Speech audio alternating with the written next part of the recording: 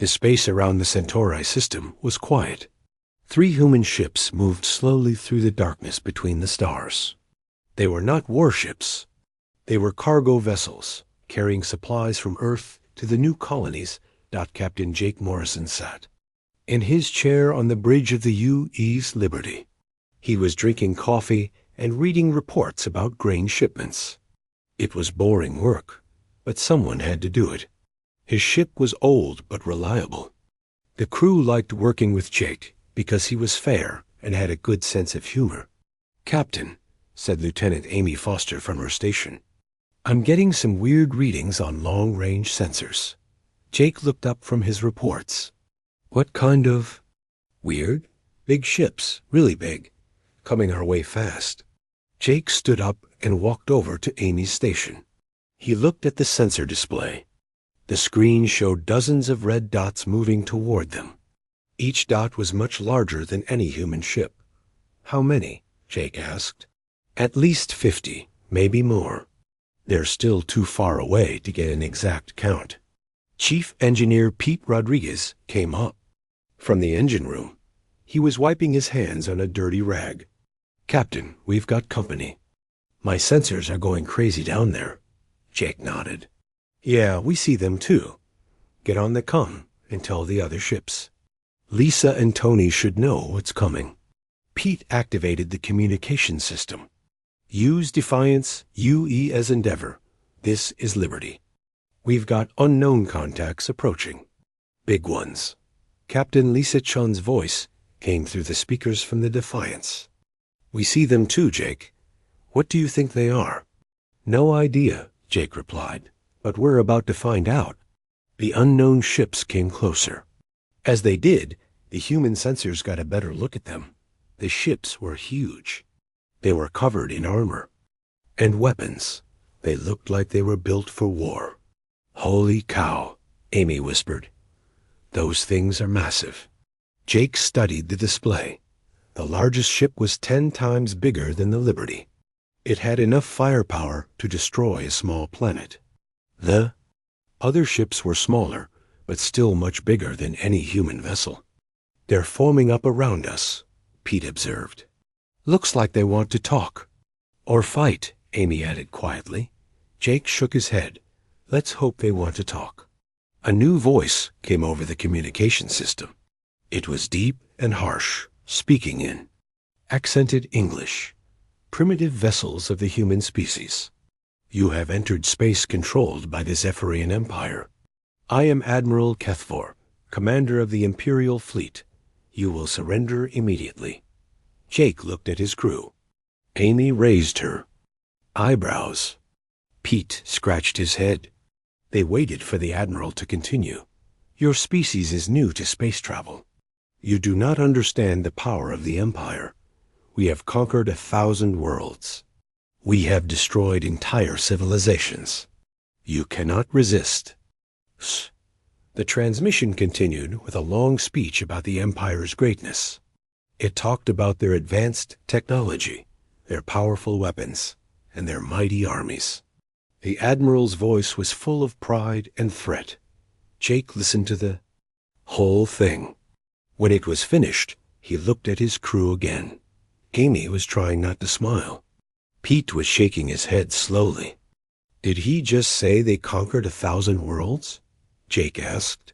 "That's what I heard," Amy replied. "And they destroyed entire civilizations?" "Yep." Jake thought about this for a moment. Then he started to chuckle. The chuckle became a laugh. Soon, he was laughing so hard he had to sit down. "Captain?" Amy looked concerned. "Are you okay?" "This is great," Jake said, wiping tears from his eyes. "This is the best thing that's happened all month." Pete looked confused. "I don't understand. They're threatening to destroy us." "Don't you see?" Jake said. "They think we're primitives. They think 3 cargo ships are our entire space force. They have no idea what they're dealing with." Amy began to understand. She started smiling too. "They think we're helpless." "Exactly," Jake said. "Quick, get Lisa and Tony on the comm. They need to hear this."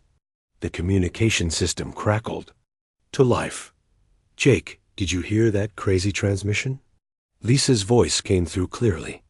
These guys think they're hot stuff. I know, Jake replied. Tony, you there? Right here, came the voice of Captain Tony Blake from the Endeavour. That was the funniest thing I've heard in years. Did they really say they conquered 1,000 worlds? They sure did, Jake said. And they want us to surrender. Surrender what? Tony asked. We're hauling grain and machine parts. I don't think they know that, Lisa said. They think we're a military force. Jake keyed the communication system to respond to the alien fleet. Admiral Kethfer, this is Captain Morrison of the Liberty. We received your message. We're just cargo haulers trying to do our job. We're not looking for trouble. There was a long pause. Then the Admiral's voice came back, even more harsh than before. You dare mock the Empire? You think this is a game? I will show you the power of the Zephyrian. Fleet. Jake looked at his crew. They were all smiling now. Even Pete, who was usually serious, was grinning. He thinks we're mocking him, Amy said. We kind of are, Jake replied. But not on purpose. The alien ships began to move into formation around the 3 human vessels. They formed a perfect circle, with weapons pointed inward. It was clearly meant to be intimidating. Wow, Jake said, looking at the tactical display. That's actually pretty impressive. Look at that formation. Very neat, Amy agreed. They must have practiced that. I wonder if they do air shows, Pete added. That would be cool to watch. Jake activated the comm system again. Admiral, that's a really nice formation. Very professional. Are you guys performers or something? The silence that followed was very long indeed. Admiral Kethfer stood on the bridge of his flagship, the Eternal Conquest. He was 7 feet tall with gray skin and 4 arms. His species had ruled the galaxy for thousands of years. They had never met a race that did not fear them. Performers? He said to his officers. Did that human just ask if we are performers? His second-in-command, Captain Vorthik, nodded. Yes, Admiral. They seem to think our battle formation is entertainment. This is an insult, Kethfer growled. They mock our power. They laugh at our might. This cannot be allowed. What are your orders, Admiral? We will show them what happens when the Empire is mocked. Prepare the main cannon. On the human ships, the crews were still talking about the alien formation. Jake Morrison was explaining to his crew why the aliens might be upset. I think they're serious, he said. They really believe they're scary. But they're not, Amy Foster replied. I mean, they're big, but so are our mining ships. Remember the asteroid processor we saw last month? That thing was huge. Yeah, but these guys have weapons, Pete Rodriguez pointed out. So do we, Amy said. Every ship has defensive systems, Jake nodded. That's true. But I don't think they want to fight. They want to intimidate us. Well, it's not working, Amy said with a smile. The communication system activated again. Admiral Kethfer's voice filled the bridge. Human vessels, you have shown disrespect to the Empire. You will now see the price of mockery. Observe. The largest alien ship turned toward a nearby asteroid. It was a big rock, about the size of a small moon. The ship's main weapon charged up. Energy crackled along its hull. Oh, they're going to shoot something, Jake said. Amy, get this on the recorder. The folks back home might want to see this. The alien ship fired. A beam of purple energy shot out and hit the asteroid. The rock exploded in a brilliant flash of light. When the light faded, the asteroid was gone. Nothing remained but dust and small debris. Wow, Jake said. That was pretty good. Nice special effects, Amy added. Very bright. Pete whistled. That's some serious firepower. I bet our mining crews would love that tech. Jake activated the communication system. Admiral, that was impressive. Really good light show. Is that standard mining equipment for your people? On the Zephyrian flagship, Admiral Kethforce 4. Arms shook with rage. Mining equipment? Mining equipment? That was the most powerful weapon in the galaxy. Admiral, Captain Vorthik said quietly, perhaps they do not understand what they witnessed. Then we will make them understand, Kethfer replied. Contact the other human ships. I want to hear their reactions. The communication system connected. To the U.E.'s defiance. Captain Lisa Chun's voice came through clearly. Hello, Admiral. We saw your demonstration. Very nice. Did you see what our mining crews did to that asteroid belt last week? What? Kethfer was confused. Hold on, I'll send you the video, Lisa said. A data transmission came through to the Zephyrian ship. It showed human mining vessels working on an asteroid belt. The ships were huge, much bigger than normal cargo haulers. They were cutting apart asteroids with energy beams and plasma cutters. Watch this part, Lisa's voice narrated. See how they cracked that big asteroid? The one that's about 10 times bigger than the rock you just destroyed? They do that every day. It's routine work. The video showed mining ships destroying asteroids that dwarfed the one the Zephyrians had targeted. They did it quickly and efficiently. The human workers were chatting and joking while they worked. The crews compete to see who can process the most rock in a shift, Lisa continued. Last month, the night shift guys processed an entire asteroid field in 6 hours. They were showing off for their families. Admiral Kethfer stared at the video. His most powerful weapon had destroyed one small asteroid. These humans destroyed hundreds of them every day, and they treated it like a game. This must be false, he said to his officers. No primitive species could do this. Captain Tony Blake's voice came over the communication system from the UES Endeavor. Admiral, those energy signatures from your weapon look familiar. Are you using plasma technology? Yes, Kethfer replied automatically. The most advanced plasma technology in the galaxy. Huh, Tony said. It looks exactly like our industrial plasma torches. We use those for construction work. Every colony ship has a few dozen of them. Construction work? Kethfer's voice rose higher. Yeah, for building cities and stuff. We use them to cut through bedrock when we're laying foundations. Pretty standard. Equipment. Did you guys reverse engineer our technology? Reverse engineer? Kethfer was shouting no. We invented plasma weapons 10,000 years ago. Oh, cool, Tony replied. We just invented them last Tuesday. Well, actually, my nephew invented them for his college project. He's studying to be an engineer. Your nephew? Yeah, smart kid. He's only 19, but he's got a real talent for energy systems. He based his design on some old plans he found in his grandfather's garage.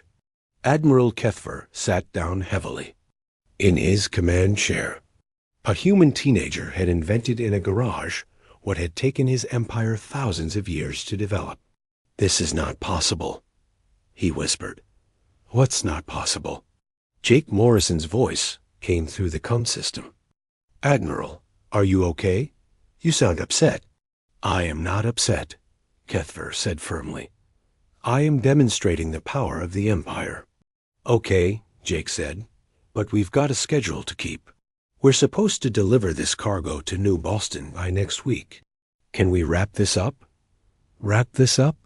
Kethfer could not believe what he was hearing. This is a military confrontation. You are surrounded by the Imperial fleet. You cannot simply leave. Why not? Jake asked. We haven't done anything wrong. We're just hauling grain and machine parts. This is a free trade route. Free trade route? Kethfer turned to his officers. What is a free trade route?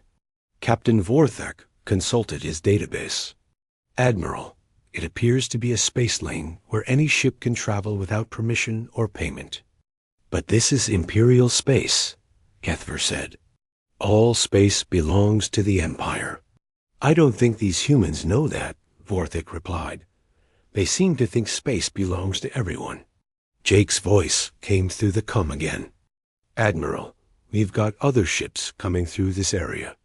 There's a passenger liner due in about an hour, and a scientific expedition after that. You might want to move your ships out of the traffic lane. Traffic lane?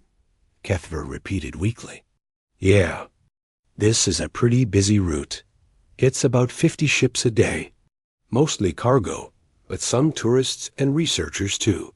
Admiral Kethver realized that what he thought was a military encounter was actually a traffic jam. The humans were not warriors or diplomats. They were truck drivers, and he was blocking their road. Admiral Kethver was getting angry. His officers could tell because his gray skin was turning purple. In 10,000 years of conquest, no species had ever treated the Imperial fleet like a traffic problem. Signal the fleet, he ordered. Formation 7. Full intimidation display. Yes, Admiral, Captain Vorthik replied. Formation 7 it is. The Zephyrian ships began to move. They formed a perfect sphere around the 3 human vessels. Each ship pointed its weapons inward. The formation was precise and beautiful. It was also terrifying. No species had ever seen Formation 7 without surrendering immediately. On the Liberty, Jake Morrison watched the alien ships move into position. Amy Foster was recording everything with her sensors. Pete Rodriguez was eating a sandwich and commenting on the display. That's really impressive, Jake said. Look how they're coordinating. Every ship is in exactly the right position. The timing is perfect too, Amy added. They must have practiced this a lot. I wonder how long it took them to learn, Pete said between bites of his sandwich. Remember when the Blue Angels did that pyramid formation at the air show? That took them months to get right, Jake nodded. These guys are even better. Hey, Amy, are you getting good footage? Crystal clear, Amy replied. The folks back home are going to love this. What folks back home? Pete asked. My daughter's class is studying alien cultures, Amy explained. She's doing a report on space formations. This will be perfect for her presentation. Jake activated the communication system. Admiral, that formation is fantastic. Really professional work. How long did it take you to learn that? On the Zephyrian flagship, Admiral Kethver's forearms trembled with rage. They think it's a performance, he said to his officers. They think Formation 7 is entertainment. Perhaps we should explain the purpose of the formation, suggested Captain Vorthik. I have a better idea, Kethver replied. Fire all weapons. Demonstration pattern. The Zephyrian fleet opened fire. Thousands of energy beams shot out from their ships. They targeted empty space around the humans, creating a light show that could be seen from several star systems away. The display was meant to show the fleet's incredible firepower. Wow, Jake said, watching the energy beams light up space. That's beautiful. The colors are amazing, Amy added. I've never seen purple and blue energy like that. It's like the 4th of July, Pete said, but in space. Captain Lisa Chun's voice came over the communication system from the Defiance. Jake, are you seeing this? It's incredible. I know, Jake replied. I wish my wife could see this. She loves fireworks. Should we take pictures? Lisa asked. All ready. On it, Amy said. I'm recording everything. Tony Blake's voice joined the conversation from the Endeavour. This is better than the opening ceremony at the Olympics. These aliens really know how to put on a show. I'm wondering if they do this professionally, Jake said. Like, do they travel around the galaxy doing performances? They're certainly good enough, Tony replied. The coordination is perfect. And the special effects are top-notch, Lisa added. Our entertainment industry could learn from these guys. Admiral Kethver listened to the human conversation with growing horror. His most intimidating display of force was being compared to human entertainment. They thought his weapons were fireworks. "Admiral," Captain Vorthik said quietly, "they seem to be enjoying the demonstration." "This is impossible," Kethver replied. "No species enjoys being threatened with destruction." "Perhaps they do not understand that they are being threatened." "Then we will make it clear," Kethver said. "Target the nearest planet. Full power. Sir, that planet is inhabited. There are 3 million colonists there. Then they will understand the cost of defying the Empire." The Zephyrian flagship turned toward the nearby planet of New Boston. Its main weapon began to charge. Energy crackled along the hull as the weapon prepared to fire. "Oh no," Jake said, watching his sensors. "They're targeting the planet." "What?" Amy's voice was sharp with concern. "Are they going to attack the colony?" "It looks like it," Jake replied. "I think they're serious about this threat thing." Pete put down his sandwich. "We should probably do something about that." "Yeah," Jake agreed. "Amy, send a message to the colony. Tell them to activate their defense grid." "Already on it," Amy replied. "Defense grid is coming online." On the planet below, the colonists received the warning. They had been watching the light show in space with interest. Now they understood that it was not entertainment. The planetary defense systems activated automatically. "Admiral," Tony Blake's voice came over the communication system. "I don't think you want to attack that planet." "Why not?" Kethver demanded. "Are you going to stop me?" "No, but the defense grid will," Tony replied. "Those colonists have families. They take security seriously." "What defense grid?" Kethver asked. "The planetary defense system," Lisa Chun explained. "Every human colony has one. It's standard safety equipment." "How powerful could it be?" Kethver asked. "They are primitive colonists." "Well," Jake said, "remember that asteroid you destroyed earlier?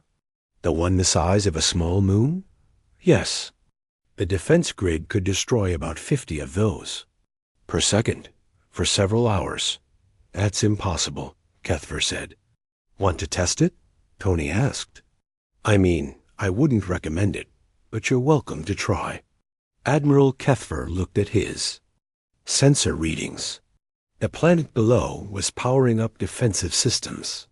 The energy signatures were enormous. Each defensive platform had more firepower than his flagship. "How many platforms are there?" he asked his sensor officer. 237, Admiral. All of them are now active. Each one is more powerful than our main weapon. The officer added quietly. Kethver sat back in his command chair. A simple farming colony had enough firepower to destroy his entire fleet, several times over. "This is just a colony?" he asked. "Oh yeah," Jake replied. "Just a small one. About 3 million people. They mostly grow corn and raise cattle." "Nice folks.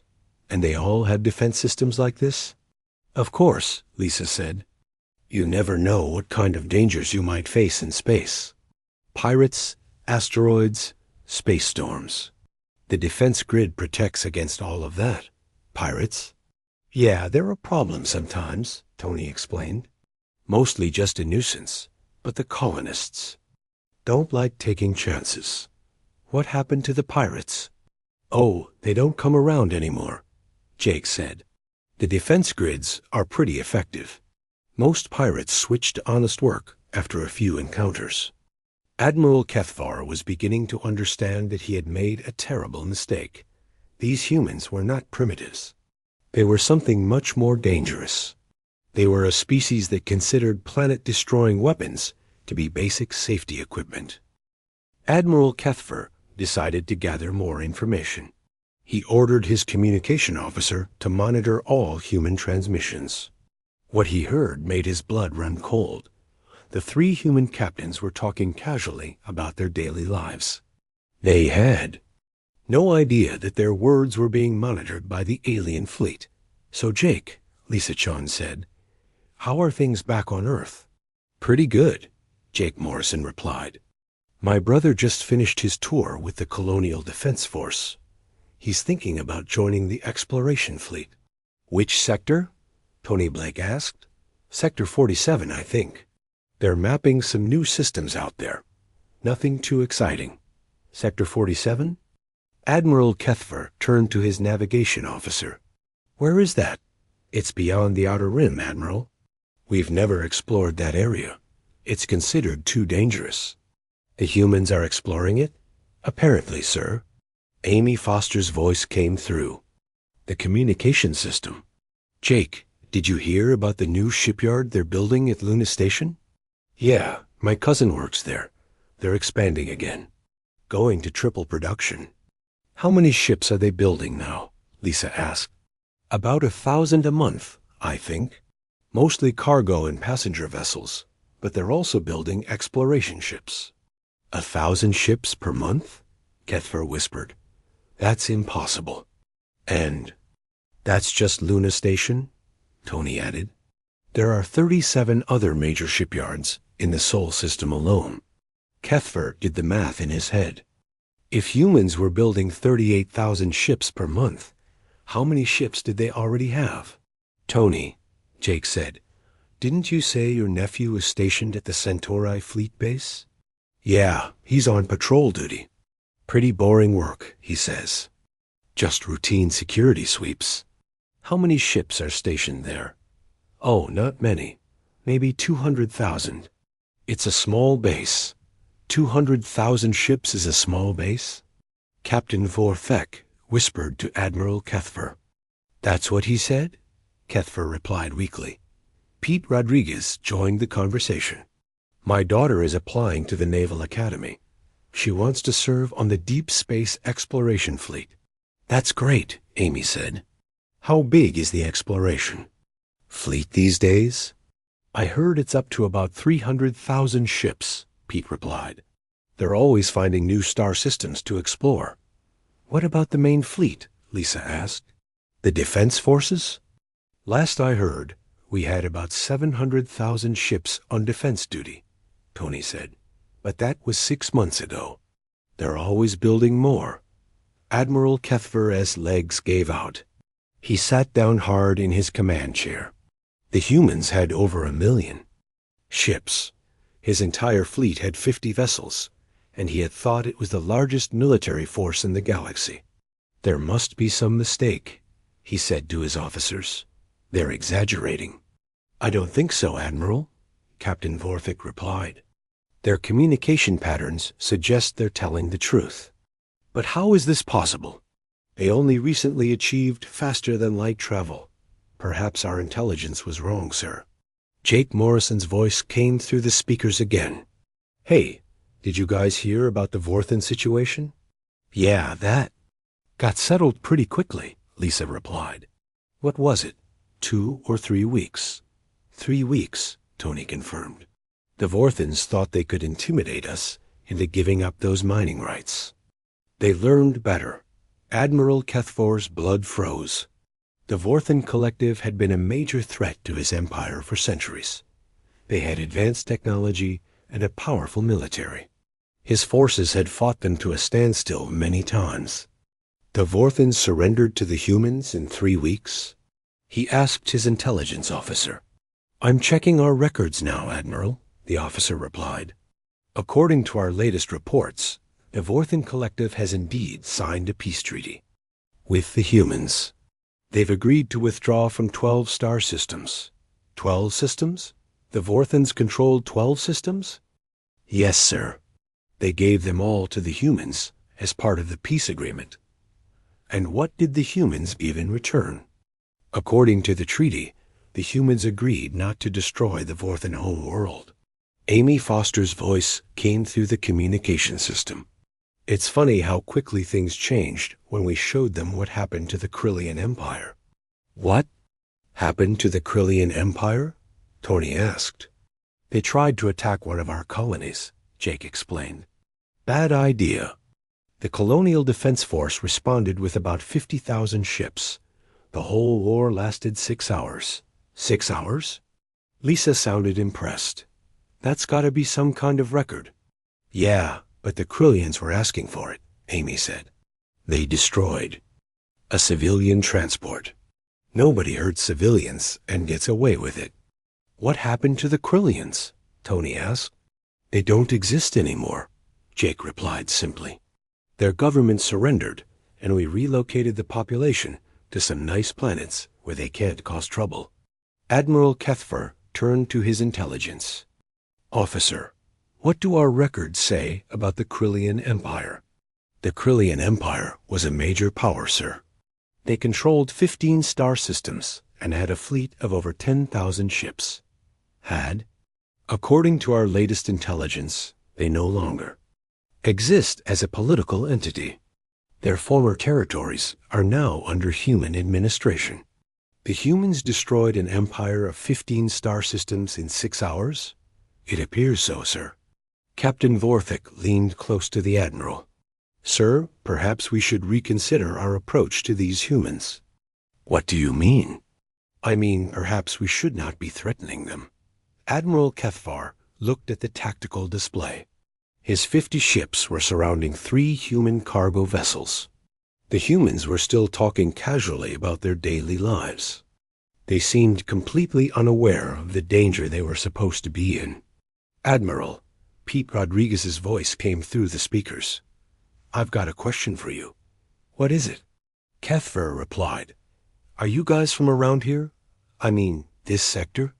We control this sector, Kethver said. It belongs to the Zephyrian Empire. Oh, that's interesting. We didn't know anyone lived around here. Our surveys showed the area was uninhabited. Your surveys were wrong. Maybe, Pete said, but our survey ships are pretty thorough. They map everything. Stars, planets, asteroid fields, alien civilizations, space hazards, everything. How many survey ships do you have? I don't know exactly. Maybe 50,000? They're spread out across the galaxy, mapping new territories. 50,000 survey ships? Yeah, it's a big galaxy. Takes a lot of ships to map it all. Admiral, Kethvar realized that the humans had more survey ships than he had total vessels. Their exploration fleet alone was larger than his entire empire's military. Admiral, Jake Morrison said, I think there might be some confusion here. You said this sector belongs to your empire, but our charts show it as unexplored territory. Your charts are wrong, Kethvar replied, but his voice lacked conviction. That's possible, Jake agreed. But our charts are updated every week by the Survey Service. If there was an established civilization here, they would have noted it. Maybe they missed us, Kethvar said weakly. I don't think so, Jake replied. The Survey Service is very thorough.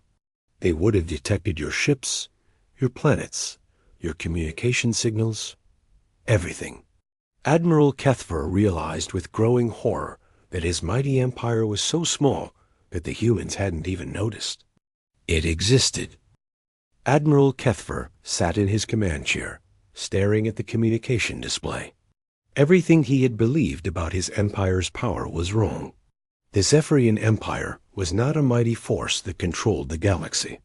It was a small group of planets that the humans had not even bothered to notice. Sir, Captain Vorthik said quietly, what are your orders? I don't know, Kethvar replied. I honestly don't know. Jake Morrison's voice came through the speakers. Admiral, I think we need to talk. Really talk. There seems to be some confusion here. What kind of confusion? Kethvar asked. Well, you think we're primitives who just learned to travel in space, and we thought you were performers or maybe tourists. I think we're both wrong. You are primitives, Kethvar said, but his voice was weak. Admiral, let me explain something. Jake said patiently. Earth has a population of 15 billion people. We have colonies in over 200 star systems. Our industrial output is bigger than most galactic civilizations. We're not primitive. That's impossible. I know it seems that way, but it's true. We're actually a pretty advanced species. We just don't make a big deal about it. Amy Foster's voice joined the conversation. Admiral, can I ask you something? How many worlds does your empire control? 12, Kethva replied automatically. 12 worlds across 4 star systems. And how many ships do you have? This fleet represents the full might of the Empire.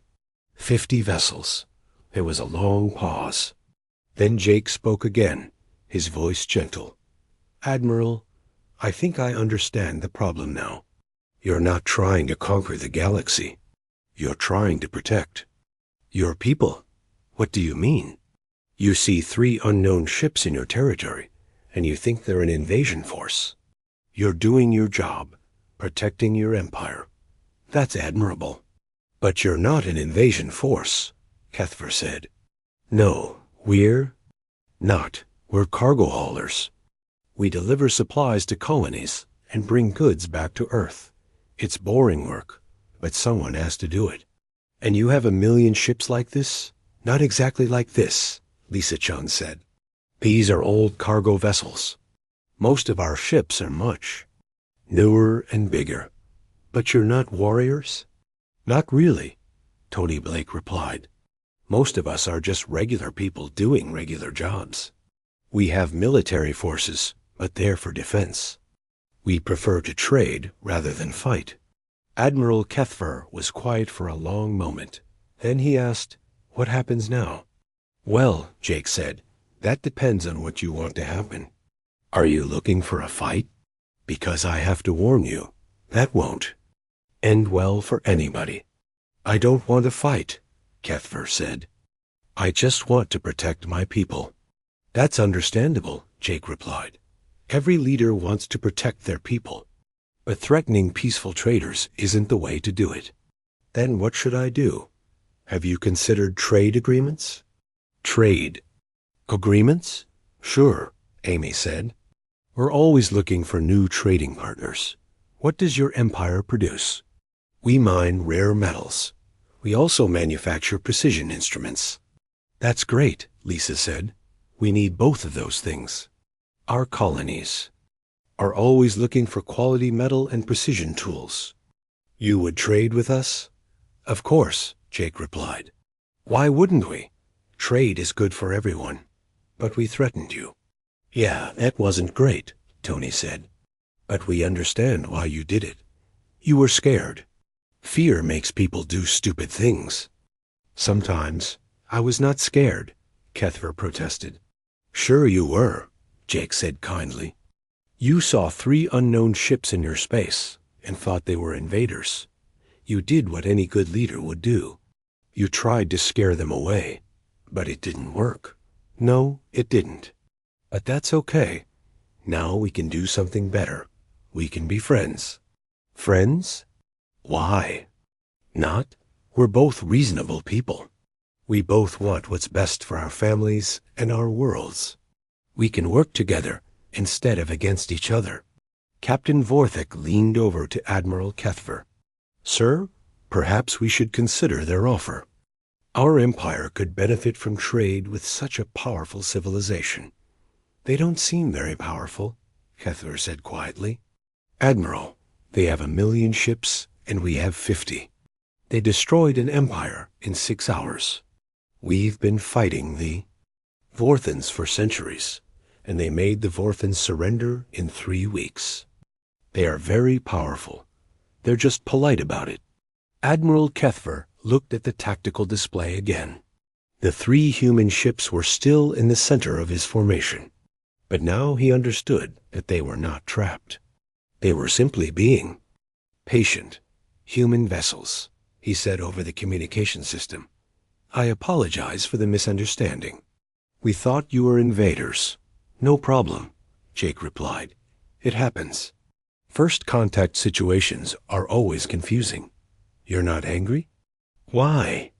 Would we be angry? You were protecting your people. That's what leaders do. But we threatened you. Yeah, but you didn't actually hurt anyone. And now we're having a nice conversation. It all worked out. Pete Rodriguez's voice came through the speakers. Admiral, if you're interested in trade, I should mention that we're carrying some samples of Earth products. Coffee, chocolate, music files, that kind of thing. Coffee? It's a drink, Amy explained. Most humans drink it every day. It helps us stay awake and alert. And chocolate? It's a sweet food, Lisa said. People love it. It makes them happy. We could send you some samples, Tony offered. As a gesture of friendship, that would be acceptable, Cuthbert said. Great, Jake said. And in return, maybe you could tell us about your empire. We're always interested in learning about new civilizations. What would you like to know? Well, what are your people like? What do they enjoy? What are their hopes and dreams? Admiral Kethfer was surprised by the question. In all his years of conquest, no one had ever asked him about his people's hopes and dreams. We are a proud people, he said. We value honor and strength. We want to build a better future for our children. That's exactly what we want too, Jake said. See? We already have something in common. But we are warriors. We have conquered many worlds. That's okay, Amy said. Humans have fought wars too. It's part of our history. But we learned that building is better than destroying. What do you mean? We found that creating colonies, building cities, and helping people is more satisfying than conquering them. And it's more profitable too. Profitable? Sure, Lisa explained. Happy people are productive people. They work hard, they innovate, they create wealth. Conquered people just sulk and cause trouble. Our conquered people serve the empire faithfully, Kethfer said. Do they? Tony asked. Or do they just pretend to serve while planning rebellions? Kethfer thought about this. His empire did face frequent rebellions. He had always thought it was because the conquered peoples were ungrateful. But maybe there was another reason. Admiral, Jake said, would you like to visit one of our colonies? See how we do things? You might find it interesting. Is it a human colony? Sure. New Boston is nice this time of year. The people are friendly. And the food is good. You could meet some of our leaders, see how our society works. But I am your enemy. No, you're not, Jake said firmly. You're someone we just met. You could be our friend if you want to be. And if I choose to remain your enemy, then you choose badly, Amy said. But it's your choice to make. You would not try to conquer us? Why would we do that? Lisa asked. We have plenty of space and resources. We don't need to take yours. But you could. Yes, we could, Jake admitted. But we won't. Conquering people is wrong. We prefer to. Invite them to join us as equals. As equals? Sure. Every human colony has the right to self-government. They choose their own leaders, make their own laws, and decide their own futures. The only thing we require is that they treat people fairly and don't attack their neighbors. And if they refuse, then they don't get to trade with us, Tony said. Most people find that's motivation enough to behave. Admiral Kethvar was quiet for a long time. Finally, he spoke again. Captain Morrison, I would like to accept your invitation. I would like to visit this colony of yours. Excellent, Jake replied. I'll contact the colonial government. I'm sure they'll be happy to meet you. And I would like to learn about this trade agreement you mentioned. That's great. We can set up a meeting with our trade representatives. They're much better at business than we are. Captain Morrison, Kethver said, may I ask you something? Of course. Why are you being so kind to us? We threatened you. We could have destroyed you. But you didn't destroy us, Jake replied. And now you're our friend. That's how humans prefer to handle things. It's very different from what we're used to. Change is hard, Amy said, but it's often worth it. Admiral, Pete said, I should mention that my daughter would love to meet you. She's doing a school project on alien cultures. Your daughter wants to meet me? Sure. She's fascinated by other species. She wants to be a diplomat when she grows up. A diplomat? Someone who helps different species get along, Lisa explained. It's an important job. I think I would like to meet your daughter, Kethver said. She'd be thrilled, Pete replied. Fair warning, though. She asks a lot of questions. I do not mind questions. I find that I have many questions of my own. That's the spirit, Jake said. Curiosity is the beginning of friendship. Admiral Kethver looked around his bridge. His officers were listening to the conversation with interest. For the first time in his career, he was not planning the next battle. He was planning the next conversation. Fleet, stand down, he ordered. Return to Norma.